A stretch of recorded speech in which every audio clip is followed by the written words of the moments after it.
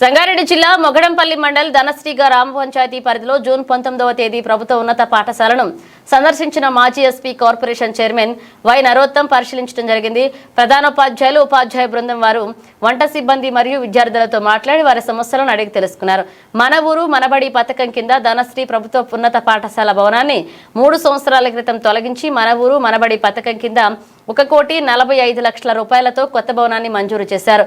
Contractor సుమారు 90 లక్షల విలువైన పనులు పూర్తి చేసినప్పటికీ బిల్లులు చెల్లించకపోవడంతో నిర్మాణం పనులు మధ్యలోనే నిలిచిపోయాయి. ఇక దీంతో సుమారు 180 మంది విద్యార్థులు తీవ్ర ఇబ్బందులు ఎదుర్కొంటున్నారు. అధికారులు దీనిపై స్పందించి వెంటనే పాఠశాల నిర్మాణం పూర్తి చేయాలని వారు డిమాండ్ చేశారు.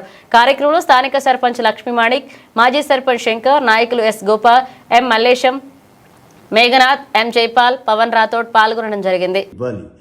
దురదృష్టవశాత్తు ప్రస్తుతము విద్యపై ప్రభుత్వం ఖర్చు తగ్గుతూ ఉండడము ఆందోళన కలిగిస్తున్నది. ధనశ్రీ ఉన్నత పాఠశాల భవనము మన ఊరు మనబడి పథకం కింద 1,45,00,000 మంజూరైంది. సుమారు 90 లక్షల పనులు పూర్తయినాయి. బిల్లులు చెల్లించకపోవడంతో నిర్మాణము 3 సంవత్సరాలుగా నిలిచిపోయింది.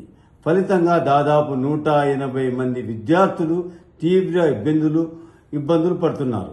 ప్రస్తుతం ఒకే భవనంలో ఉదయం ప్రాథమిక పాఠశాల, మధ్యాహ్నము ఉన్నత పాఠశాల నిర్వహించాల్సిన పరిస్థితి ఏర్పడింది. ఇది విద్యార్థుల విద్యా ప్రమాణాలపై ప్రభావం చూపుతున్నది. ప్రస్తుతం ముఖ్యమంత్రి గారే విద్యాశాఖ మంత్రిగా ఉన్నందున ఈ సమస్య పరిష్కారంపై ప్రత్యేక దృష్టి పెట్టాలి. ఇప్పటికే తెలంగాణ ప్రభుత్వంలో పాఠశాలల బలోపేతం అత్యవసరంగా మారింది. ఈ సమయంలో ప్రభుత్వ పాఠశాలలను, గురుకులాలను నిర్లక్ష్యం చేయడం సరైన విధానం కాదు.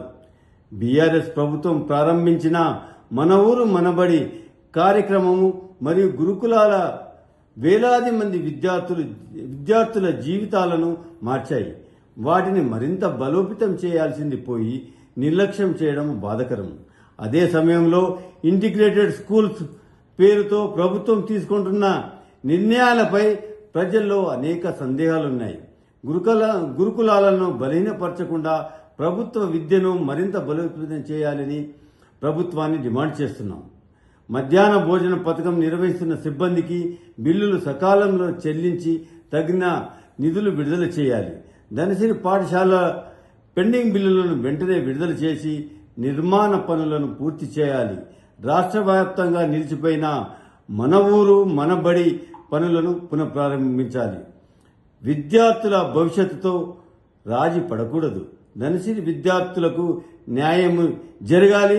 ఆ జరిగే వరకు పోరాటం కూడా కొనసాగిస్తామనుకుంటున్నాం.